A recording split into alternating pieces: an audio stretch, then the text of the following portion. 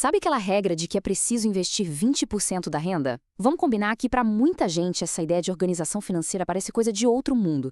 Especialmente quando o orçamento já está no limite, a tal regra dos 50, 30, 20 soa como algo impossível, na verdade? Pois é, se essa sensação é familiar, a boa notícia é que o problema não é com as pessoas, e sim com os métodos. Existe sim um jeito bem mais simples e realista de organizar o dinheiro, mesmo quando se ganha pouco. Então vamos deixar essas ideias complicadas de lado e montar um planejamento financeiro pessoal que funciona na vida real. Ok, então vamos lá. Para a gente poder construir algo novo, primeiro a gente precisa entender por que o modelo antigo não serve. Muitas vezes, a dificuldade em organizar o dinheiro vem justamente de tentar seguir regras que não foram feitas para a nossa realidade. A gente é bombardeado com essas ideias por todo lado, né? Planilhas cheias de fórmulas, porcentagens exatas para tudo. A verdade é que, em vez de ajudar, esses métodos de organização financeira acabam mais desmotivando do que qualquer outra coisa. Parece até uma prova de matemática que a gente nunca consegue passar. E aqui está o pulo do gato. Um bom planejamento financeiro pessoal não pode ser uma receita de bolo. Falar para alguém que rala para ganhar um salário mínimo que precisa investir 20%, bom, é simplesmente inviável. O plano tem que se adaptar à vida da pessoa e não o contrário. É por isso que esses métodos falham para tanta gente. Agora, vamos para o que realmente funciona. A mudança mais poderosa na organização do dinheiro não está numa planilha, mas sim na mentalidade. É uma pequena inversão de lógica que é a base de toda educação financeira que funciona de verdade. A simplicidade disso aqui é o que faz ser tão genial. O jeito comum, que está aí à esquerda, é o dinheiro entra, a gente paga as contas, gasta e só então, se sobrar alguma coisa, talvez a gente invista. O método eficaz inverte tudo. A primeira coisa a fazer quando o salário cai na conta é investir. O resto do mês a gente aprende a viver com o que sobrou. E essa frase aqui é perfeita para ilustrar a ideia. É preciso encarar o investimento mensal como um custo fixo, como um boleto que tem que ser pago, e ponto final. Só que, claro, é o melhor boleto de todos, porque é um pagamento para o nosso eu do futuro. Isso tira o investimento da categoria se sobrar e coloca na categoria prioridade máxima. Certo. Com a mentalidade ajustada, vamos para a prática. Para saber para onde ir, a gente precisa primeiro saber onde está. E isso significa entender direitinho quais são os custos fixos. E prometo que é sem complicação.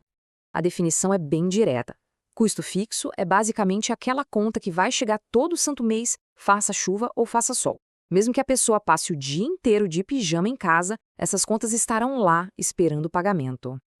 Aqui tem uns exemplos clássicos, né? Aluguel, luz, internet, coisas que a gente já espera. Mas não podemos esquecer daqueles menores, como os serviços de streaming. E o mais importante, reparou que o investimento mensal tá nessa lista? É isso mesmo. Ele tem que ser tratado com a mesma seriedade que a conta de luz. Agora chegamos num ponto bem delicado da organização financeira, principalmente para quem ganha pouco. Depois de listar todos os custos, o que acontece quando a matemática simplesmente não fecha? Para onde a gente corre? Essa é a pergunta de R$ 1.000.000, não é? Se depois de somar tudo, a pessoa percebe que está vivendo no limite, ou até passando dele, a sensação pode ser de desespero. Mas calma, existem caminhos. Basicamente, existem duas grandes alavancas que a gente pode mexer. A primeira é tentar reduzir os custos, como procurar um aluguel mais em conta ou cortar alguns serviços. A segunda, que muitas vezes é a mais poderosa, é focar em aumentar a renda. E aqui está um ponto crucial. Viver só cortando gastos prende a gente numa mentalidade de escassez e deixa qualquer um muito vulnerável. Qualquer imprevisto, sei lá, um problema de saúde ou um conserto em casa, pode jogar a pessoa direto nas dívidas. Cortar é jogar na defesa, mas não ganha o jogo. Para a gente entender de verdade o impacto de aumentar a renda, vamos usar dois conceitos bem simples, mas muito poderosos: fluxo e estoque. Isso ajuda a gente a visualizar como organizar o dinheiro de um jeito mais eficaz. A lógica é fácil. Pensa no fluxo como uma torneira enchendo um balde todo mês. Esse é o salário. O estoque é a água que vai se acumulando nesse balde. O grande objetivo da organização financeira é fazer com que uma parte do fluxo sempre se transforme em estoque e nunca viver dependendo só da água que está saindo da torneira. Vamos ver um exemplo prático para isso ficar bem claro. Imagina alguém com uma renda de 1.320 que talvez consiga investir uns R$ 50 por mês.